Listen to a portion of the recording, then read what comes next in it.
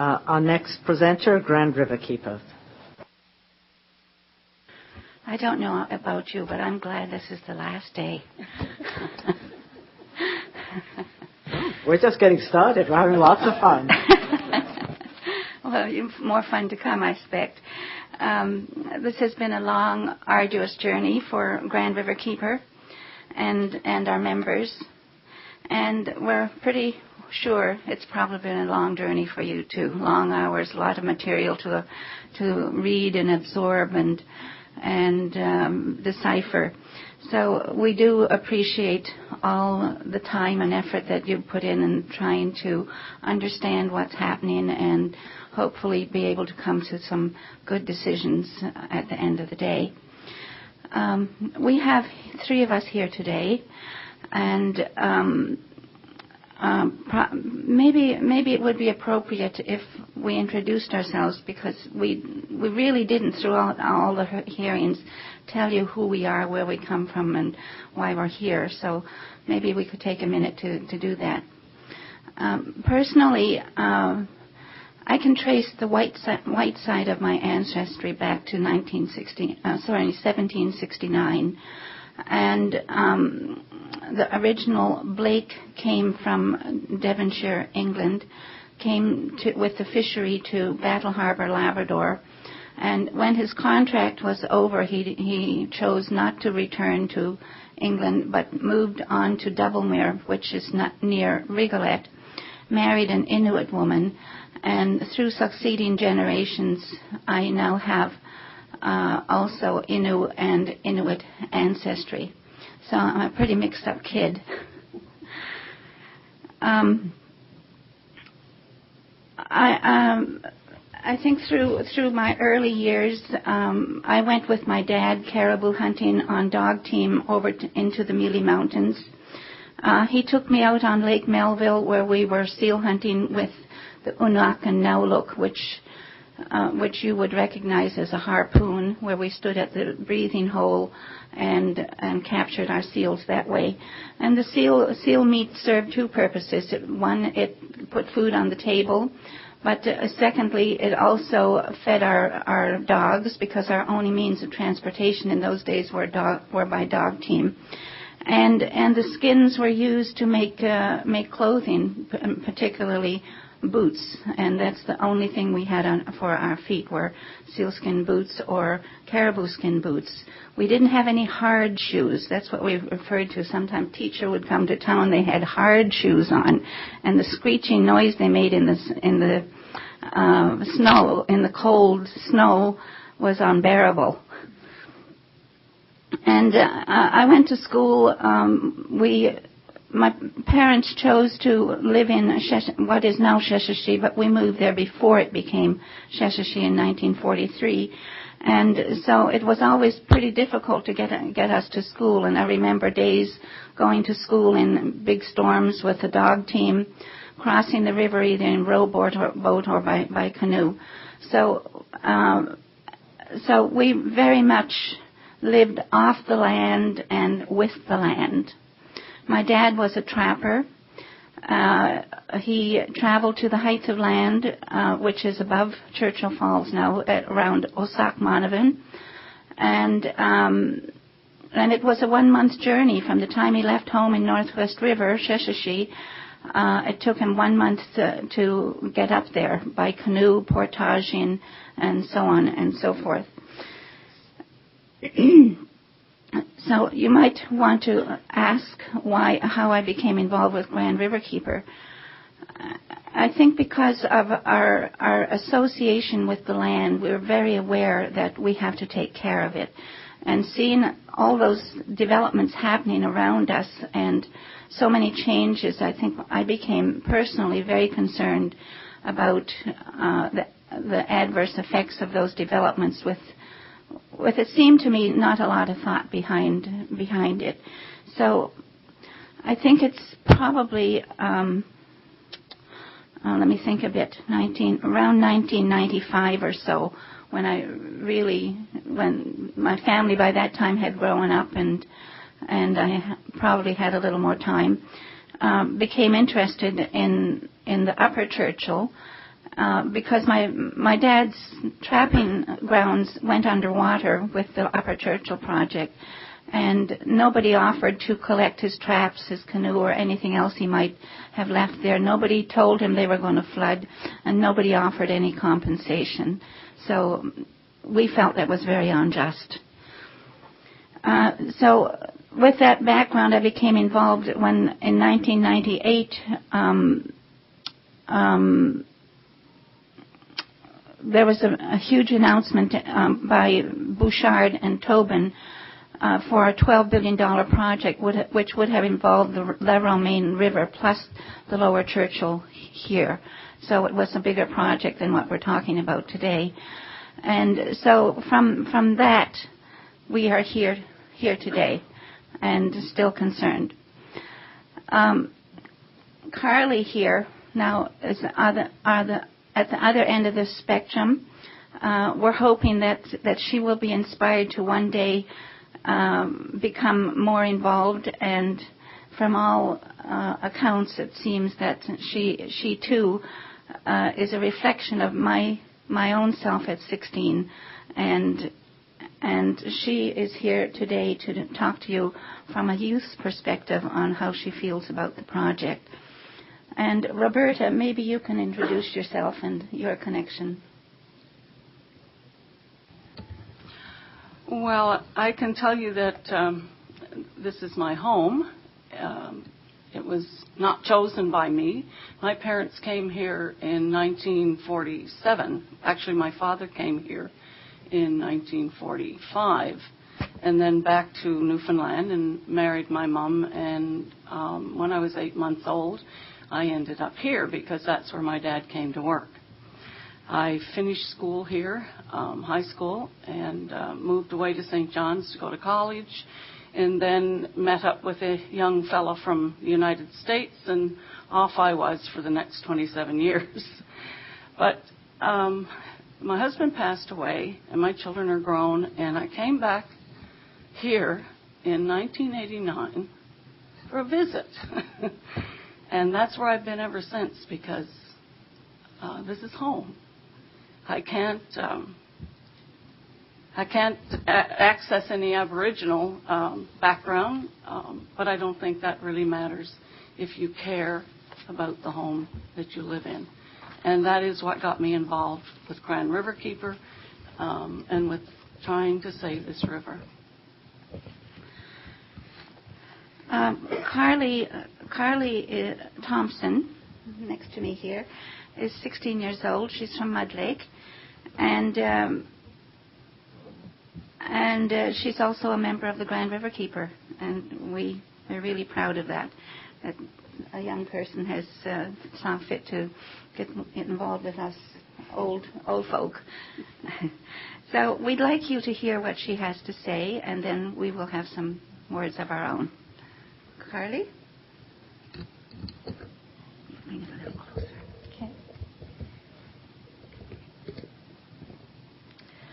I strongly believe that it is your duty to recommend without concessions that this project be denied. You have been given a lot of information over the past weeks about the benefits and concerns of the proposed project.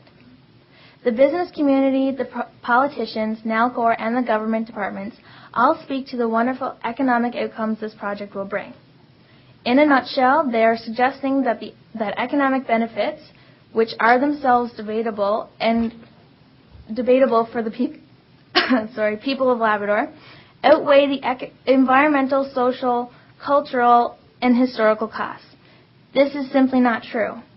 The combined total worth of the environment includes all vegetation, fish and wildlife, the loss of historical sites, the cultural relevance to the people of this region, the untapped tourism opportunities, and the cost to the social fabric of the area far exceeds any financial gains. It seems very odd to me that even the Department of Tourism, Culture and Recreation supports this project.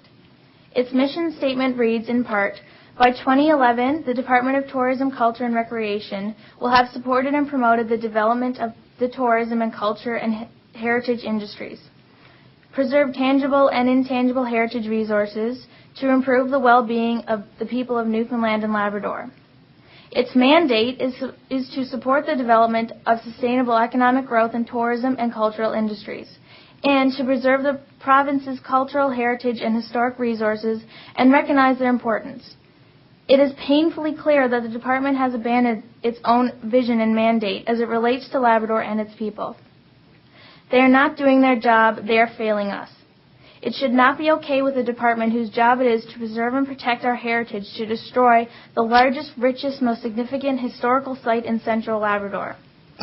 If provincial government departments represented Labrador fairly, they would be adamantly opposed to the destruction of such a rich culture and historical resource and potentially unparalleled tourism gem of the Grand River could be.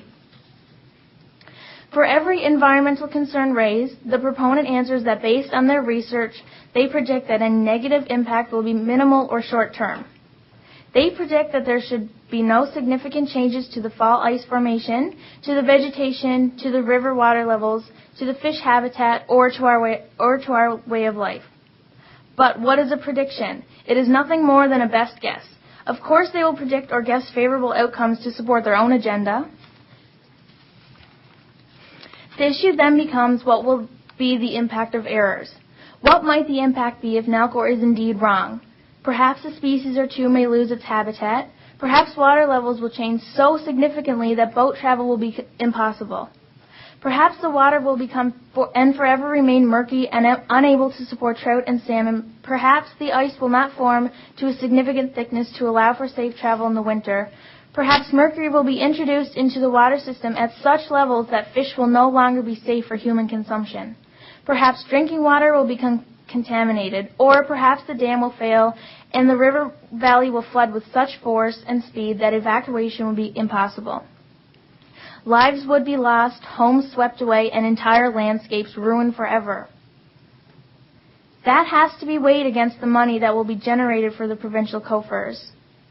By proceeding with the project, Nalcor and the province are saying that the risk to Labrador, its people, the environment, the culture, the way of life is worth it as long as Newfoundland prospers. I realize that Nalcor has a mandate to secure the alternate power resources to replace Holyrood Refinery. Well, please keep exploring options. I wish you luck with that. It can't be this river because we are not finished with it yet, and we are simply not willing to accept the devastation and risk this project will bring. Finally, it can and likely will be the death of a community. A community that relies on the river for everything. The river is the only means of transportation. I am referring, of course, to Mud Lake, my community of origin. It is one of the oldest communities in the area, and it is steeped in history. The people of Mud Lake don't refer to it as the Churchill River or the Hamilton River or even the Grand River. To us, it is simply the river. Its significance is so great that when we say the river, we know what is being referred to. Without the river, there can be no Mud Lake. This project threatens Mud Lake's very existence. No business venture should trump the right of a community to exist. Thank you.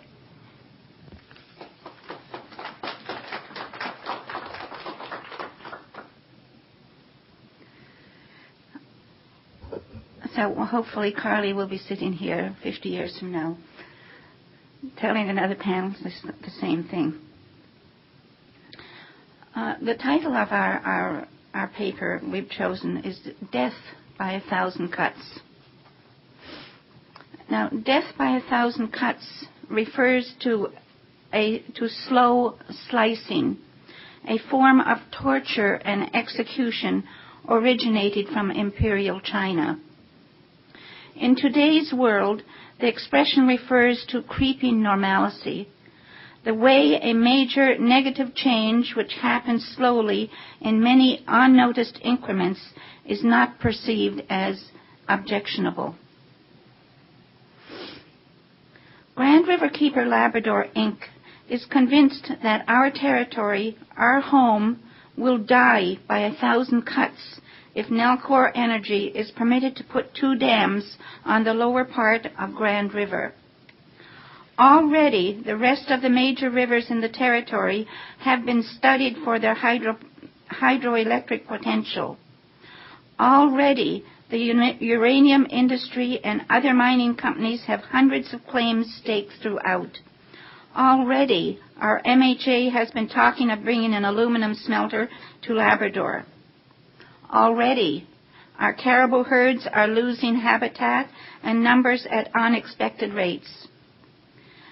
Already, our fish have been contaminated with methylmercury, and this will certainly continue if those dams are built.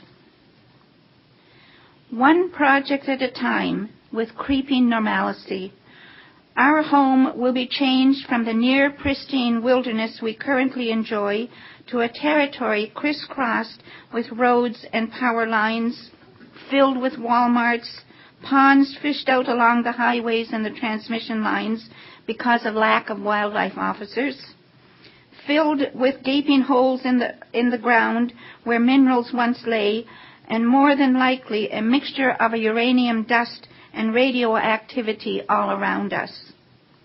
And each and every one of these cuts will require that one more river be dammed to provide the energy needed to support this extraction-styled development. Where will it end?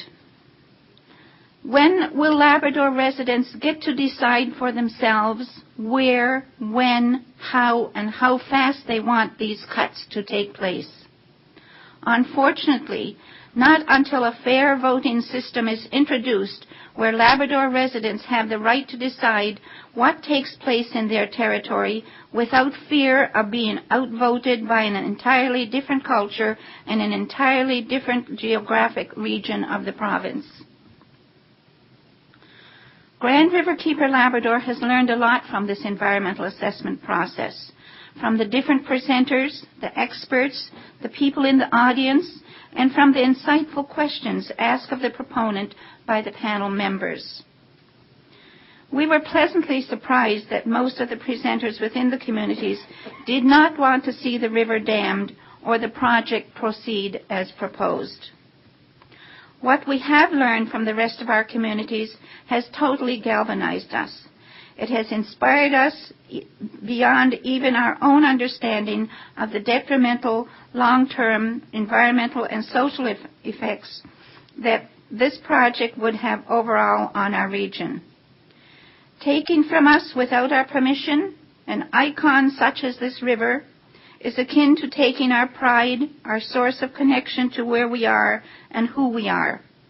It is akin to cultural genocide for those of us who connect strongly with the land and the river.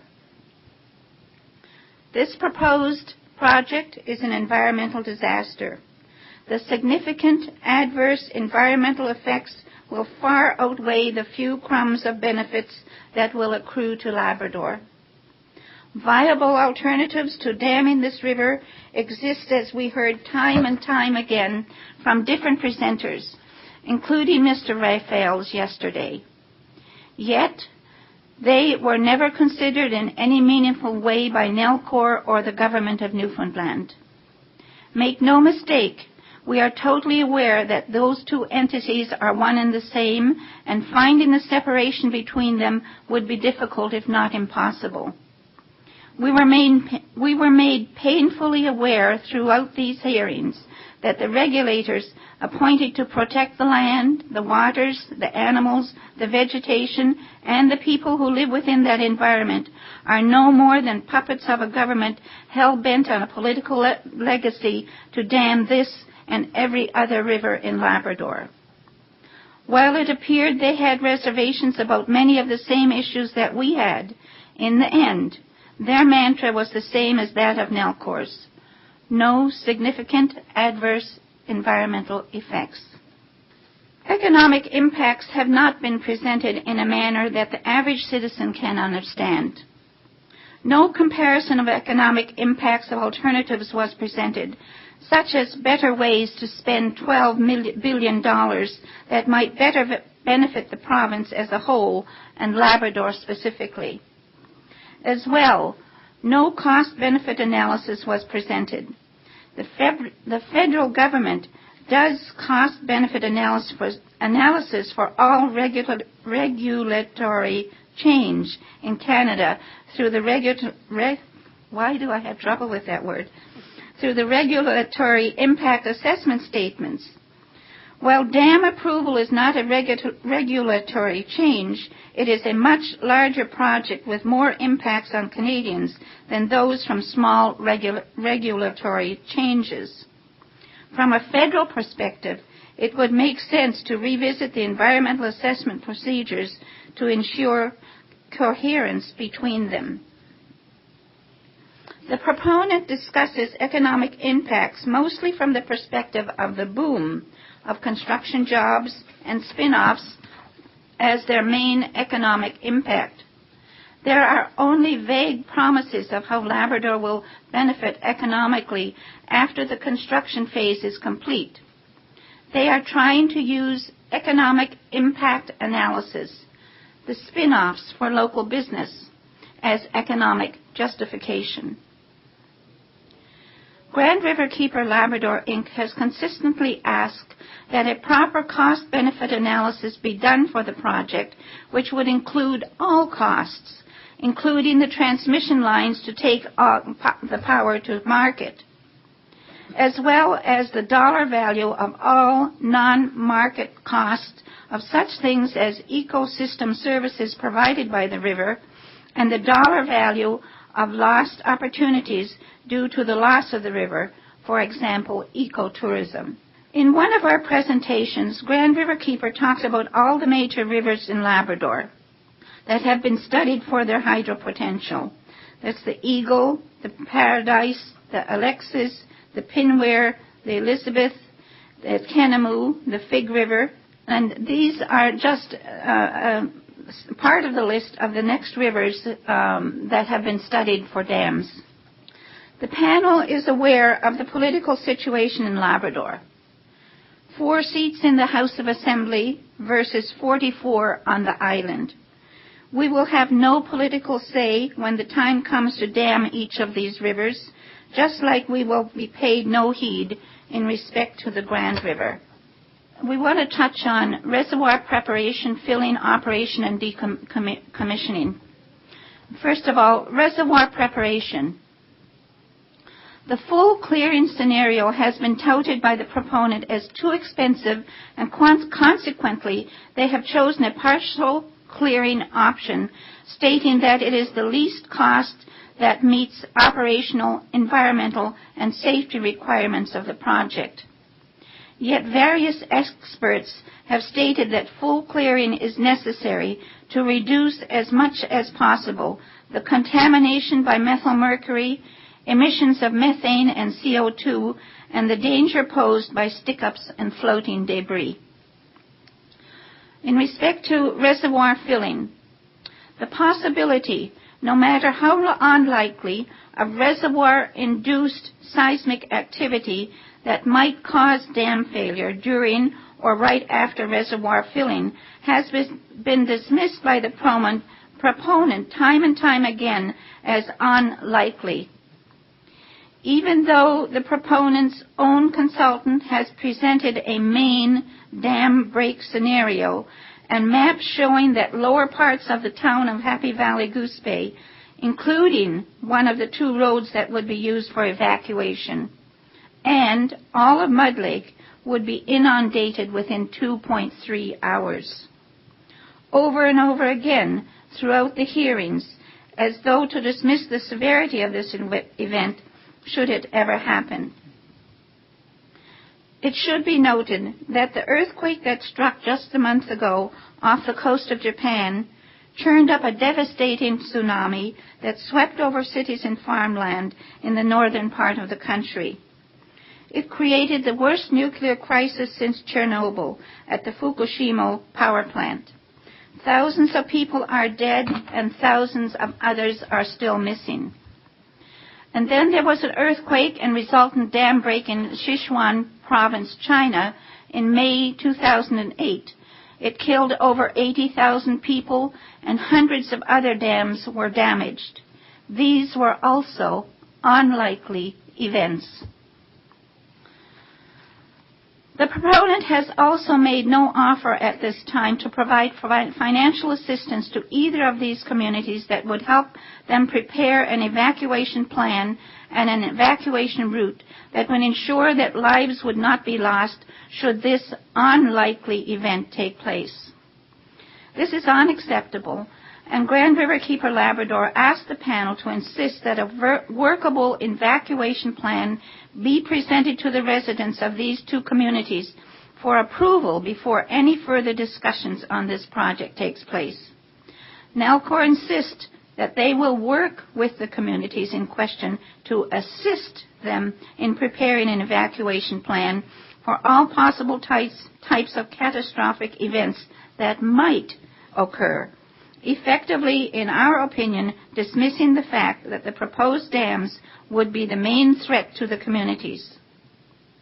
Nalcor seems to want to diminish the threat of possible dam breaks by throwing other possible events that might happen, by insisting that they will work with the affected communities to prepare an evacuation plan for all types of catastrophic events.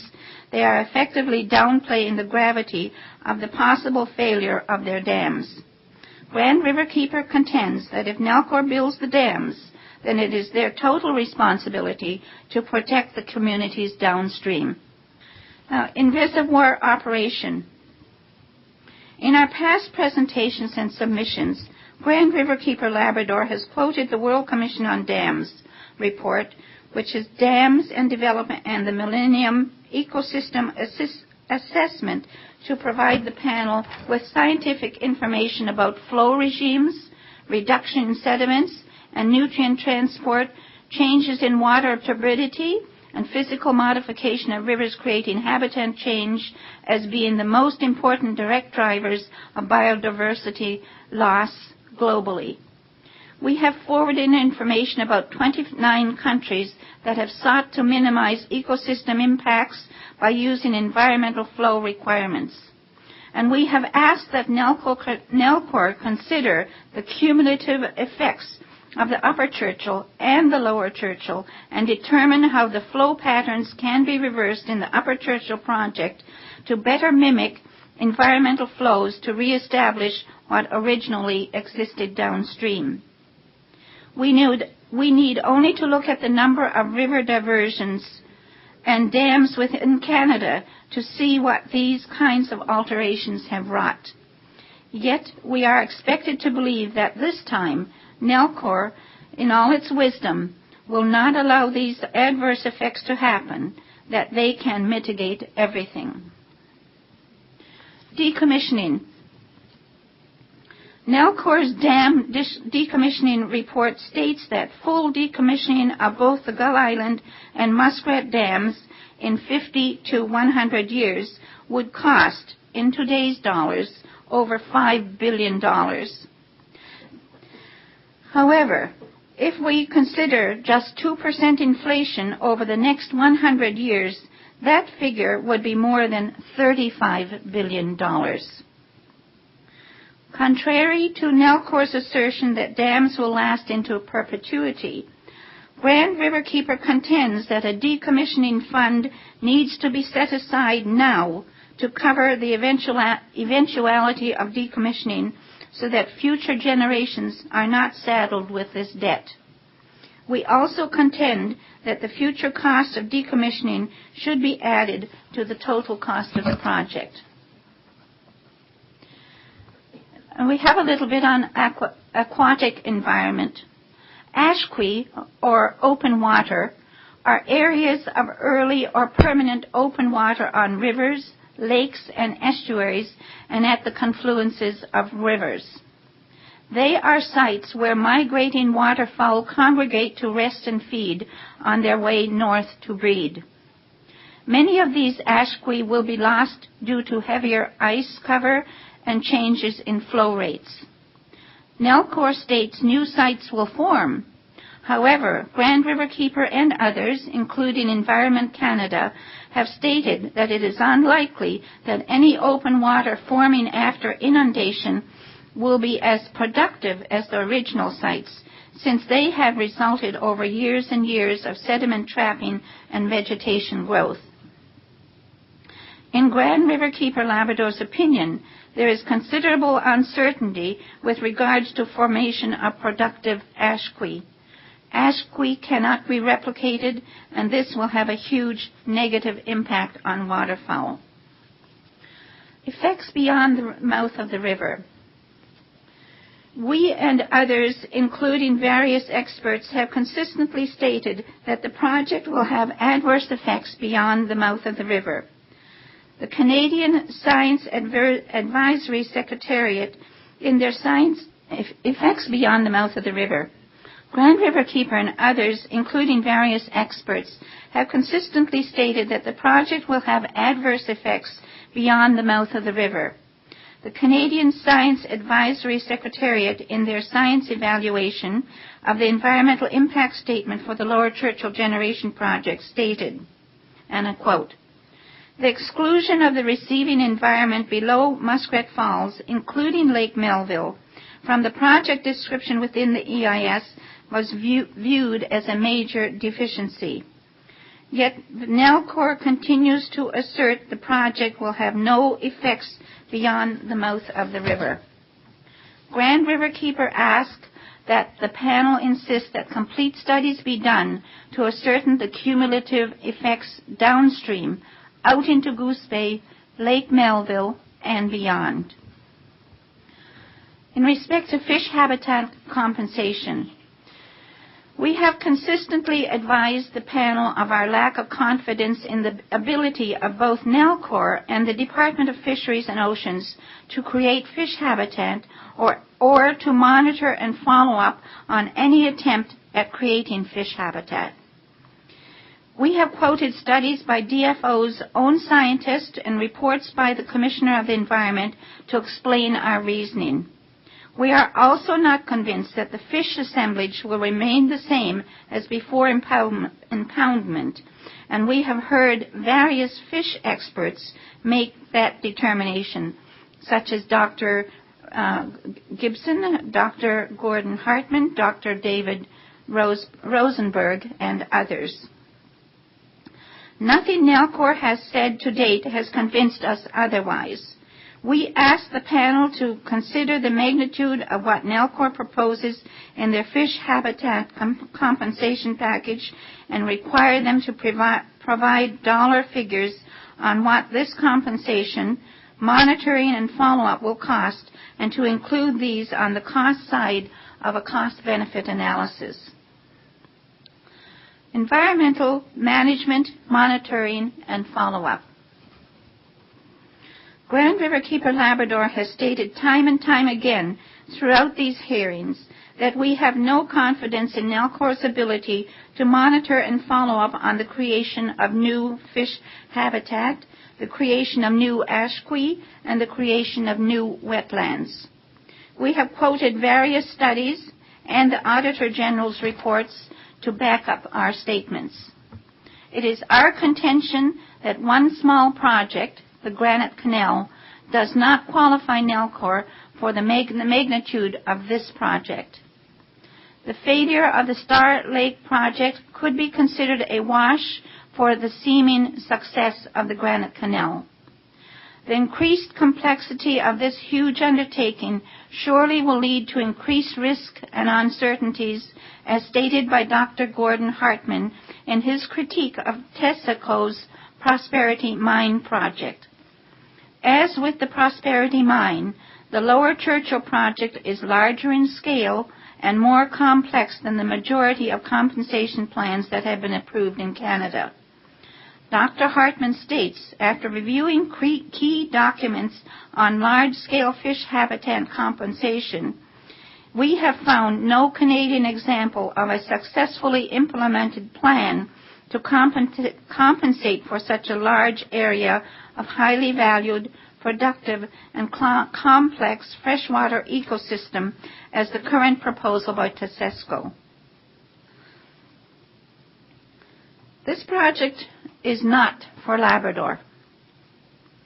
As we have stated time and time again, this project is not being built for Labrador. Our coastal communities will remain on diesel. Others will benefit from the power. And while we understand that producing electricity will always have some here's another one.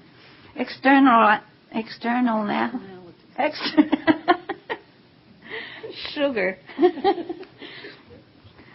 It is unfair that Labrador residents will reap all of these externalities, while island residents will reap the benefits.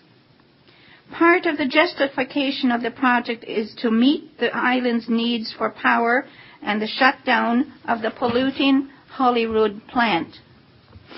We agree that islanders deserve not to be forced to breathe the pollutants from this dirty plant, but there are ways to produce enough power to either replace Holyrood or at least discontinue it for most of the year by installing wind turbines in various locations across the island. As Mr. Raphael stated in his submission on Wednesday and spoke again of yesterday, the island of Newfoundland has the best wind power potential of any place in Canada, and it seems a total travesty to ignore this much greener alternative to damming the largest river in eastern Canada. With regards to wind energy, Nalcor consistently states that installing wind is counterproductive because if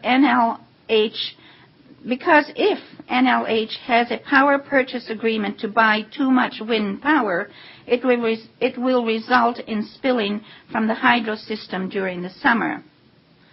While it is true that base load wind power can't all be used effectively without either storage or a transmission link, both are feasible eventually. Perhaps hydrogen-based storage, like in the pilot project at Ramia, or the maritime link, but even without them, the price advantage of wind power compared to Muskrat Falls, which is 6.5 cents compared to 14.3 cents, is so great that even if a third or even a half of the wind power were wasted, it would still be cheaper than Muskrat Falls, and with much lower environmental and social externalities. The economics are even better if Nalcor is the developer. Instead of buying the wind power under a power purchase agreement, it would have a lower cost of capital and lower risk premiums, so the overall unit cost would be lower. This project is viewed with a great deal of uncertainty, skepticism, and mistrust based on a history of exploitation and promises not kept. This came home to us late yesterday when Nalcor filed its final 195-page written submission, far too late for us to read and respond to. It demonstrated a shocking abuse of process. As we stated in our April 5th presentation to the panel in St. John's, what we should be thinking of at this challenging time in our history as humans is a bigger question than just whether we should dam one more river. What we should be asking ourselves is, how do we consistently create the future that we want? How do we bring ourselves into a mutually enhancing relationship with not only each other, but with the entire Earth community? Is damming yet another massive river and its watershed conducive to sustainable development? Or are there better ways to provide the energy needed for the betterment of our lives and the lives of our families? Or, in fact, do we just need to reassess and redistribute what we already have and be thankful that what is currently available to us in Newfoundland and Labrador is not available to 2/3 of the world's population?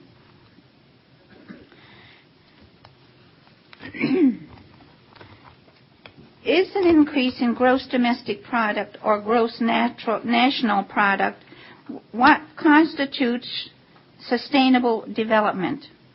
Or is that just an impossible theorem called sustainable growth?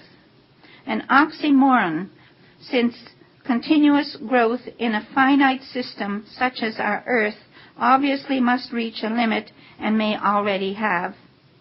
The question is, when will the Earth reach its limit? When will that last dammed river be the one that breaks the camel's back, or the one that destroys the last ecosystem capable of maintaining the food and water necessary for our survival? In Labrador, the Grand River is our main artery. It has history going back thousands of years. Many of the people in this territory who live along its banks, and even those who live in our coastal communities and in western Labrador, far from the Grand River, connect with this river in song, in stories, through family ties, and in their hearts.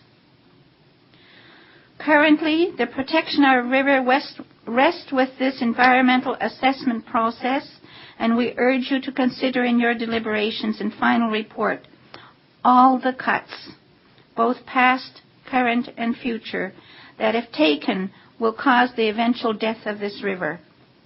We urge you to consider the words of the community members who have spoken from their hearts about their concerns with regards to the